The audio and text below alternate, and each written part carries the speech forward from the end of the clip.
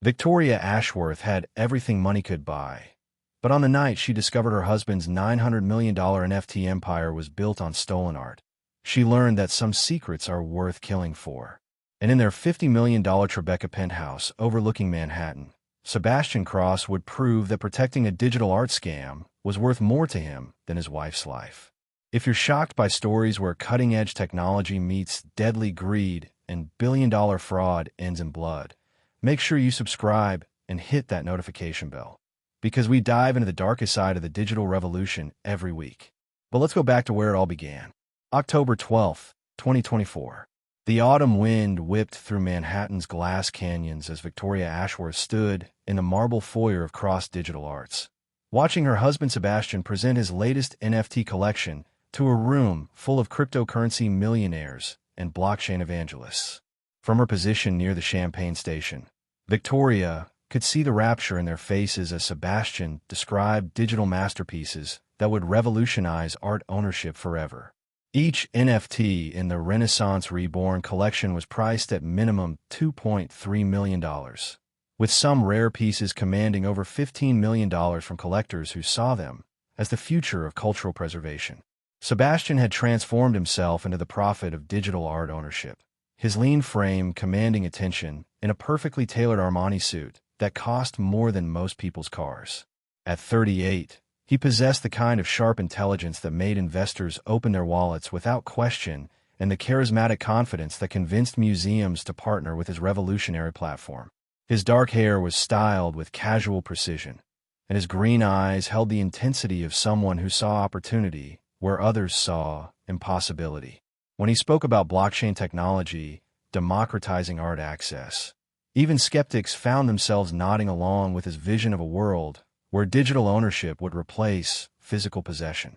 Ladies and gentlemen, Sebastian's voice carried easily through the converted warehouse space that served as their gallery.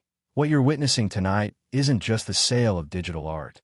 You're participating in the complete transformation of how humanity preserves and experiences beauty. The crowd murmured appreciation as holographic displays showed rotating 3D renderings of famous paintings that had been digitized with microscopic detail. Victoria watched her husband work the room with practiced ease, moving between clusters of potential buyers like a conductor orchestrating a symphony of greed and technological fascination.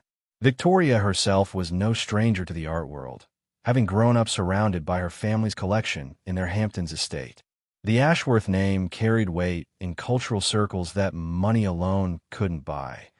4 generations of collectors who had donated millions to museums and supported emerging artists with both financial backing and social influence.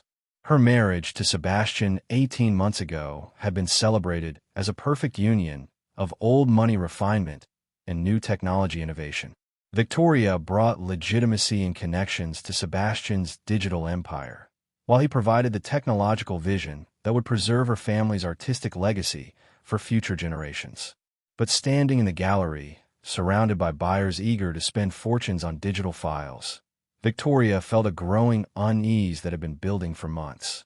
The Renaissance masters whose works formed the foundation of Sebastian's NFT empire had been digitized with impossible precision, showing details that even museum conservation departments struggled to capture. When Victoria had asked Sebastian about his scanning techniques, he deflected with technical jargon about proprietary algorithms and partnerships with European institutions that preferred to remain anonymous for security reasons. Tonight's auction would be the largest in Cross Digital Arts history, with projected sales exceeding $180 million for a single evening. The bidding had reached fever pitch as collectors competed for ownership of digital versions of paintings that hung in museums across Europe.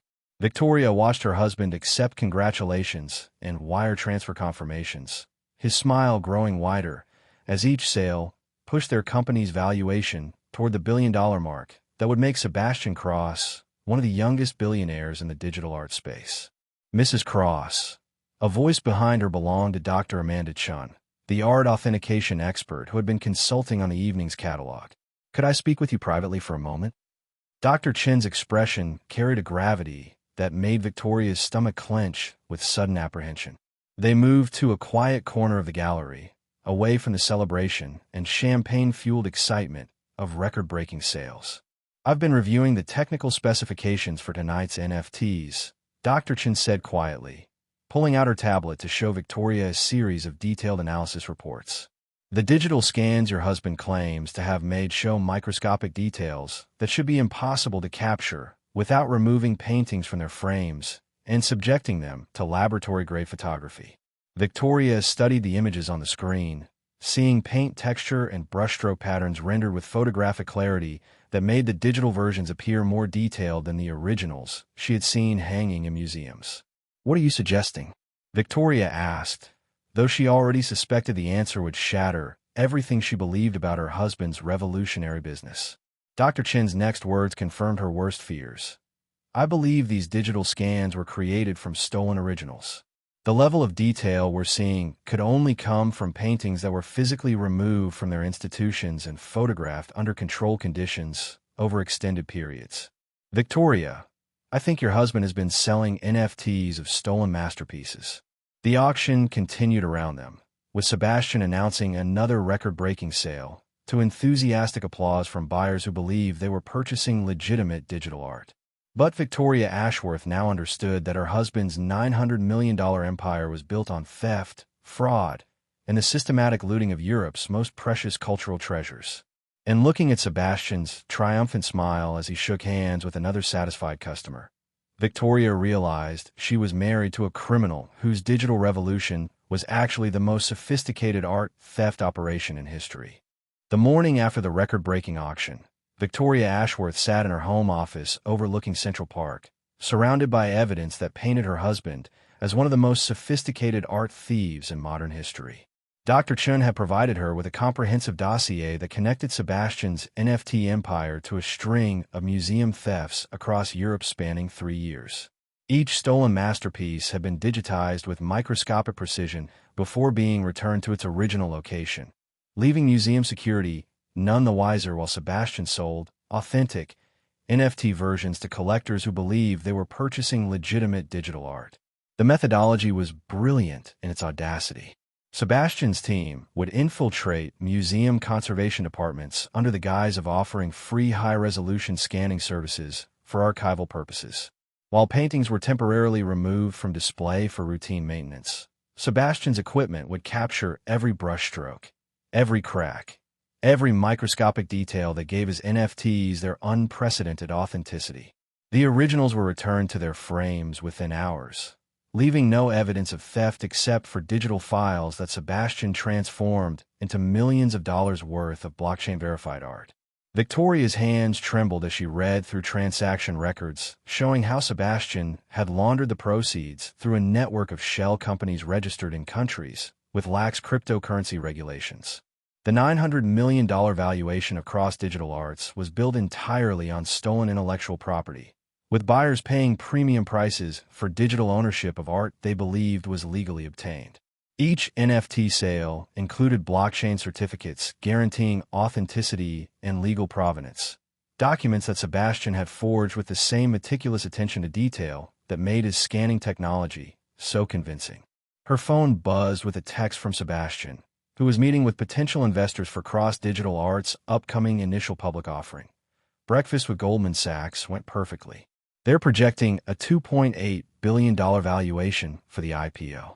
"We're going to be richer than we ever dreamed possible." The message that once would have filled Victoria with excitement now made her nauseous. Sebastian was planning to take his art theft operation public, potentially involving thousands of innocent investors in what amounted to the largest cultural property fraud in history. Victoria had spent her entire life surrounded by legitimate art collection, understanding the sacred trust between collectors, museums, and the public who deserved access to cultural heritage. Her family's donations had helped preserve masterpieces for future generations, while Sebastian was systematically stealing that same heritage and selling it to cryptocurrency speculators who treated priceless art like day-trading commodities. The violation felt personal and profound, touching every value she held dear about art, culture, and human civilization. The deeper Victoria dug into Sebastian's business records, the more disturbing the scope of his operation became. Cross Digital Arts maintained partnerships with over 40 museums across Europe, each relationship providing access to collections worth billions of dollars.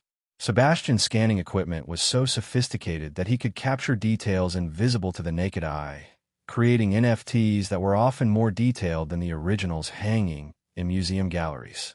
Collectors were literally paying millions for stolen digital versions that surpassed the visual quality of paintings they could see for free in public exhibitions. Dr. Chun had provided Victoria with a list of specific paintings that had been digitized and sold as NFTs, each one corresponding to a temporary removal from museum display during Sebastian's conservation consultations. The evidence was overwhelming and undeniable, showing a criminal enterprise that had been operating under the cover of technological innovation and cultural preservation.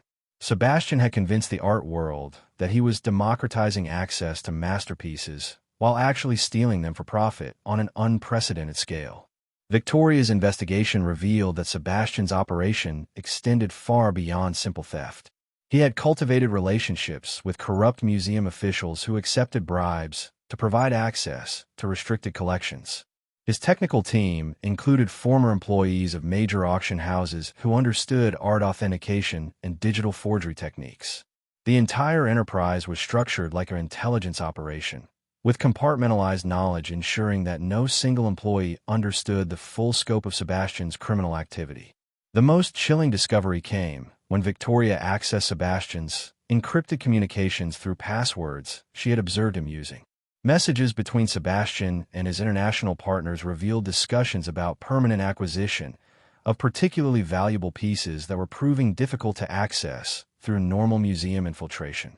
Victoria realized with growing horror that Sebastian was escalating from digital theft to physical art heist, planning to steal originals when NFT scanning proved insufficient for his most demanding collectors. As Victoria compiled evidence of her husband's crimes, she began to understand the impossible position she found herself in. Reporting Sebastian to authorities would destroy Cross Digital Arts and potentially implicate her as an accomplice. Given her prominent role in the company and her family connections that had legitimized Sebastian's museum partnerships, her own reputation and family legacy would be permanently tainted by association with the largest art theft scandal in modern history. But remaining silent would make her complicit in crimes that violated everything she believed about cultural preservation and ethical collecting. The sound of Sebastian's key in the front door made Victoria quickly close her laptop and clear away the evidence she had been studying. She heard his footsteps approaching the office, accompanied by the confident whistle that always followed his successful business meetings. "Victoria, darling." His voice carried the excitement of someone who believed he was building a legitimate empire. "Wait until you hear about the IPO projections. We're going to own Manhattan by Christmas." But Victoria now understood that Sebastian Cross had built his digital kingdom on a foundation of theft, lies, and cultural vandalism that would eventually collapse and destroy everyone connected to his criminal enterprise. Victoria spent the following week conducting her own forensic investigation while maintaining the facade of the supportive billionaire's wife. During Sebastian's business meetings and investor presentations, she accessed his private files through the home network, discovering a digital empire built on systematic cultural theft spanning continents. The scope of Cross Digital Arts' criminal operation was staggering. Sebastian had infiltrated museums in Paris, Rome, Madrid, Amsterdam, and Vienna, stealing digital copies of masterpieces worth collective billions while the art world celebrated his technological innovation. The most damning evidence came from Sebastian's encrypted communications with Dr. Ernst Kruger, a disgraced German art conservator who had been expelled from the Berlin State Museums for suspicious activities. Kruger's messages revealed the true methodology behind Sebastian's museum infiltrations: bribing security personnel, blackmailing curators with fabricated scandals, and using sophisticated social engineering to gain access to restricted storage areas. The Louvre acquisition was perfect, one message read. Van Gogh's Starry Night over the Rhone, digitized in full spectrum analysis. Buyers are paying $12 million for NFT ownership of stolen pixels. Victoria discovered that Sebastian's operation extended far beyond simple digital theft. He was planning to escalate to physical art heists for collectors willing to pay premium prices for actual stolen masterpieces. His communications with international criminals revealed discussions about permanent acquisitions of paintings that were proving difficult to access through conventional museum infiltration. Sebastian Cross wasn't just selling stolen digital art. He was evolving into one of the world's most sophisticated art thieves, using his legitimate business as cover for crimes that would devastate cultural institutions globally. The financial records Victoria uncovered showed how Sebastian laundered stolen art profits through a network of shell companies registered in countries with weak regulatory oversight. Each NFT sale generated cryptocurrency payments that were immediately converted and dispersed through dozens of international accounts, making the money virtually untraceable. The upcoming IPO would legitimize these stolen funds by transforming Sebastian's criminal empire into a publicly traded company, potentially involving thousands of innocent investors in the largest cultural property fraud in history. Victoria's investigation revealed that Sebastian had been planning their marriage as part of his criminal enterprise. Her family's reputation in the art world provided legitimacy that opened doors Sebastian couldn't access alone. Her social connections had introduced him to museum directors, private collectors, and cultural institutions that became targets for his theft operation. Victoria realized with growing horror that Sebastian had married her not for love, but as a strategic asset in his systematic plundering of world cultural heritage. The breakthrough came when Victoria discovered Sebastian's Phase 3 planning documents hidden in encrypted files on his personal laptop. The documents outline plans to transition from digital theft to physical heist operations, targeting the world's most valuable private collections. Sebastian had compiled detailed profiles of wealthy collectors, including security assessments, acquisition timelines, and potential resale markets for stolen originals. The Ashworth family collection, worth over $200 million, was prominently featured in Sebastian's target list. Dr. Chen's follow-up investigation had provided Victoria with contacts at Interpol and the FBI's art crime team, law enforcement agencies that had been tracking suspicious activities in the international art market. When Victoria reached out through encrypted channels, she learned that Sebastian Cross had been under surveillance for months as part of a multinational investigation into organized art theft. Her evidence would be crucial for building criminal cases against Sebastian's entire operation, but cooperation would require her to become an undercover informant against her own husband. The personal cost of Victoria's investigation was becoming unbearable. She had lost 15 pounds from stress and insomnia, her once perfect appearance now showing signs of the psychological toll of living with a criminal who trusted her completely. Every kiss felt like betrayal. Every shared meal tasted like complicity. Every night lying beside Sebastian, knowing he was capable of destroying civilization's greatest cultural treasures. Victoria understood that her marriage had been built on lies so fundamental that no truth could repair the damage. Sebastian's behavior began changing as Victoria's investigation deepened. He started asking probing questions about her daily activities, checking her phone usage, and monitoring her internet browsing with the paranoid intensity of someone who suspected surveillance. During a dinner party with potential investors, Sebastian made subtle comments about loyalty and trust that felt like warnings directed specifically at Victoria. His casual mentions of art thieves who had been eliminated by their criminal partners began to sound less like academic discussion and more like personal threats. The turning point came when Victoria discovered that Sebastian had installed surveillance equipment throughout their Tribeca penthouse, including hidden cameras in her home office and keystroke logging software on her personal computer. Every phone call, every email, every moment of her private investigation had been monitored by the man she was investigating.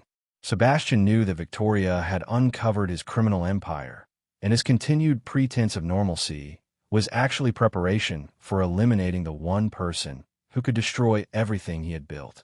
Victoria realized that she faced an impossible choice between her own survival and bringing justice to one of history's most sophisticated art thieves. Sebastian Cross had proven himself capable of systematic cultural vandalism on a scale that threatened museums worldwide, and Victoria's evidence was the key to stopping him. But the man sleeping beside her each night was also capable of murder to protect his billion-dollar criminal empire, and Victoria understood that her investigation had transformed her from wife to target in Sebastian's escalating war against anyone who threatened his digital art throne. November 3, 2024. 3 weeks after discovering Sebastian's surveillance equipment, Victoria Ashworth lived in a state of constant terror, disguised as domestic normalcy. Every morning she prepared breakfast for a husband who had installed hidden cameras to monitor her every movement. Every evening, she shared wine with a man who had systematically stolen cultural treasures worth nearly $1 billion. Sebastian's behavior had become increasingly erratic, swinging between moments of tender affection and subtle threats that left Victoria questioning her own sanity and safety.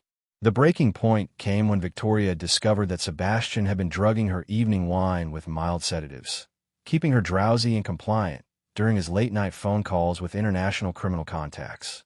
Dr. Chin's toxicology analysis of Victoria's hair samples revealed traces of benzodiazepines that explained her recent memory lapses and disorientation. Sebastian was systematically poisoning his own wife to maintain operational security while planning the largest art heist in modern history. Sebastian's Phase 3 operation was scheduled to begin within days, targeting private collections across Manhattan's Upper East Side during the city's annual Art Week festivities. Victoria's investigation had uncovered detailed floor plans of prominent collectors' homes, security assessments, in coordination with international art theft syndicates that would fence stolen masterpieces through Sebastian's legitimate NFT marketplace. The Ashworth family collection, displayed in their Hamptons estate, was designated as the operation's centerpiece, a $200 million haul that would fund Sebastian's expansion into physical art theft. Victoria's attempts to contact law enforcement had been systematically intercepted by Sebastian's surveillance network. Her phone calls were monitored, her emails filtered through Sebastian's servers, and her movements tracked through GPS devices hidden in her jewelry and handbags. When she tried to meet Dr. Chun at a coffee shop near the Metropolitan Museum, Sebastian appeared within minutes, greeting them with charming smiles while his presence sent an unmistakable message about Victoria's lack of privacy or safety. The psychological warfare escalated when Sebastian began displaying stolen art throughout their penthouse, pieces Victoria recognized from museum visits, but which supposedly existed only as NFTs in Sebastian's digital marketplace. A Degas ballet dancer sculpture sat on their dining room table, a Van Gogh sketch hung in their bedroom, and a Picasso drawing adorned Sebastian's home office, all originals that museums believed were safely stored in their collections. Sebastian was taunting Victoria with evidence of his crimes while demonstrating his complete control over her environment. Victoria's isolation became total when she discovered that Sebastian had been intercepting her communications with family and friends, responding to messages in her voice to maintain the illusion that she was living normally. Her parents believed she was thriving in her new marriage. Her college friends thought she was traveling extensively with Sebastian, and her professional contacts assumed she was taking a sabbatical to support her husband's business expansion. Sebastian had effectively erased Victoria from the world, while keeping her trapped in their Manhattan prison. The most terrifying revelation came when Victoria accessed Sebastian's encrypted files and found detailed contingency plans for eliminating security threats to his operation. The documents included background research on federal investigators, museum security personnel, and art authentication experts who had become suspicious of cross-digital arts activities. Elena Vasquez, the forensic accountant whose suicide had eliminated a major threat to Sebastian's empire, was prominently featured as a successful case study in problem resolution. Victoria realized that Sebastian's escalation to physical violence was inevitable when she discovered his communications with Viktor Kozlov, a Russian organized crime figure who specialized in making inconvenient people disappear. Kozlov's messages discussed various methods for eliminating threats while maintaining plausible deniability, with Victoria specifically mentioned as a domestic security concern requiring immediate attention. Sebastian was actively planning his wife's murder while maintaining the facade of concerned husband worried about her recent behavioral changes. The final evidence Victoria needed came when she secretly photographed Sebastian's meeting with museum insiders at an exclusive Manhattan restaurant. Using a hidden camera disguised as jewelry, she captured conversations where Sebastian distributed bribes to corrupt curators and security directors who would provide access to restricted collections during Phase 3 operations. The evidence was comprehensive and damning, showing systematic corruption that extended to major cultural institutions across multiple continents. Dr. Chen's investigation had finally connected with federal authorities, and an FBI art crime team operation was being prepared to arrest Sebastian and dismantle his entire criminal network. But Victoria understood that she might not survive long enough to see justice served. Sebastian's paranoia had reached dangerous levels, and his comments about cleaning house before the major operation suggested that Victoria's elimination was imminent. On the evening of November 7th, as Manhattan glittered with opening night galas and art exhibitions that would provide cover for Sebastian's planned heists, Victoria sat in their penthouse overlooking Central Park and realized that her husband was preparing to kill her. Sebastian had dismissed their household staff for the evening, disabled the building's security cameras, and was methodically checking his watch as if following a predetermined timeline. The man who had stolen nearly $1 billion in cultural treasures was about to add his wife's murder to his growing list of crimes, and Victoria Ashworth understood that her fairy tale marriage was about to become her final chapter. November 7th, 2024, 11:47 p.m. The Tribeca penthouse felt like a mausoleum as Victoria Ashworth sat across from her husband in their marble dining room, watching Sebastian Cross methodically clean his hands with antiseptic precision. He had dismissed their security team hours earlier, disabled the building's surveillance systems, and activated white noise generators that would mask any sound from their 30th floor apartment. Sebastian's movements carried the calculated efficiency of someone following a predetermined plan, and Victoria understood that her execution was scheduled to begin at midnight. "You've been very busy, darling," Sebastian said quietly, his voice carrying the same conversational tone he used during business meetings. "Dr. Chen was quite thorough in her investigation, and your communication with federal authorities has been impressive.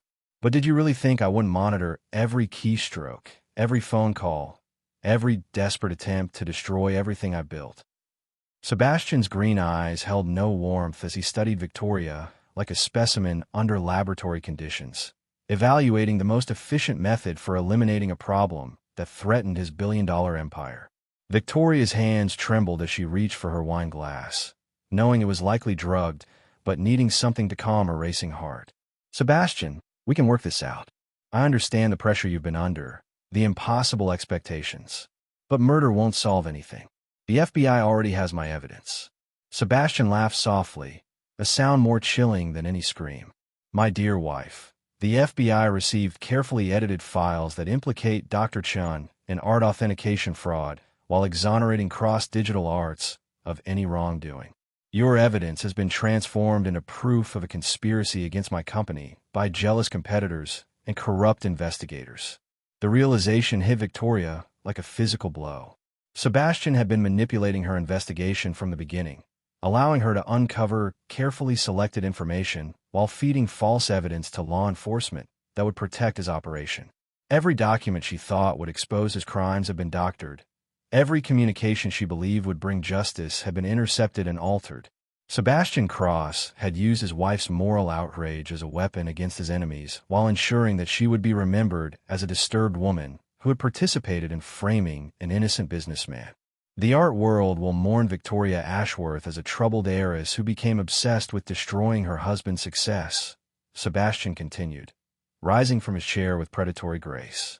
"Your tragic suicide tonight will be attributed to mental illness exacerbated by prescription drug abuse and paranoid delusions about imaginary crimes. Your family will grieve a daughter whose mind was broken by the pressure of living up to their cultural legacy." Sebastian moved to the bar and selected a crystal decanter filled with amber liquid that Victoria recognized as the vintage scotch they had received as a wedding gift. Victoria tried to run, but the sedative Sebastian had been administering for weeks had left her coordination impaired and her reflexes dulled. She stumbled toward the door, her silk dress catching on furniture, as Sebastian followed with unhurried steps. "The security footage will show you drinking alone while I was at my investor dinner," Sebastian explained conversationally. "Your final text messages expressed despair about failing your family and remorse for falsely accusing me of crimes that existed only in your deteriorating mind. The suicide note in your handwriting explains everything. The struggle was brief but vicious. Victoria fought with the desperation of someone who understood that her fairy tale marriage had become a death sentence, clawing at Sebastian's face and screaming for help that would never come. But Sebastian had the advantages of planning and preparation, using techniques he had learned from Viktor Kozlov for eliminating problems without leaving forensic evidence. When Victoria tried to reach her phone, Sebastian's hands closed around her throat with surgical precision, cutting off her air supply while avoiding the kind of obvious strangulation marks that would contradict his suicide narrative. "You could have been part of something revolutionary," Sebastian whispered as Victoria's vision began to darken. "Together, we could have transformed the art world and accumulated wealth beyond imagination. But your bourgeois morality made you an obstacle to progress, and obstacles must be removed." Victoria's final thoughts were of the masterpieces hanging in museums across Europe, cultural treasures that Sebastian had violated for profit, and the artists whose legacies he had corrupted through his systematic theft and fraud.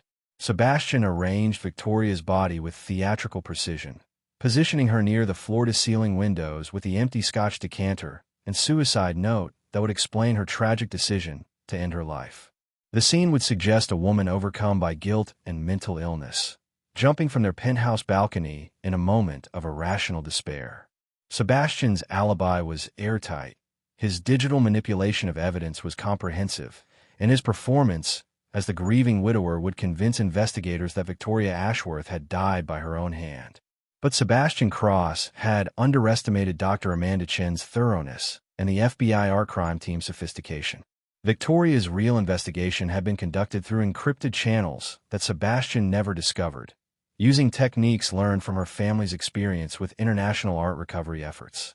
The evidence that would destroy Sebastian's empire was already in federal custody, authenticated by experts who confirmed that Cross Digital Arts had systematically stolen and digitized masterpieces worth nearly $1 billion. The arrest came 3 days after Victoria's funeral, as Sebastian was meeting with Goldman Sachs executives to finalize his company's IPO valuation. Federal agents surrounded the conference room while presenting warrants that charged Sebastian Cross with art theft, international fraud, conspiracy, money laundering, and first-degree murder. The evidence included Victoria's real investigation files, testimony from museum officials who had been bribed or blackmailed, and forensic analysis of Sebastian's NFT collection that proved systematic cultural theft spanning multiple continents. Sebastian's trial became the most closely watched art crime prosecution in American history. The media painted him as a tech visionary who had descended into murderous criminality to protect his digital empire. Victoria was mourned as a cultural hero whose courage had exposed one of the largest art theft operations in modern history, saving countless masterpieces from Sebastian's systematic plundering. The Ashworth family established a foundation in Victoria's memory, dedicated to protecting cultural institutions from digital-age criminals who use technology to steal humanity's artistic heritage. Sebastian Cross was sentenced to life in prison without possibility of parole. His $900 million NFT empire dissolved, and its assets used to compensate museums and collectors who had been victimized by his crimes. Cross Digital Arts became a cautionary tale about the intersection of technology and traditional crime, while Victoria Ashworth's name was honored by institutions worldwide as a martyr who had died protecting civilization's greatest treasures.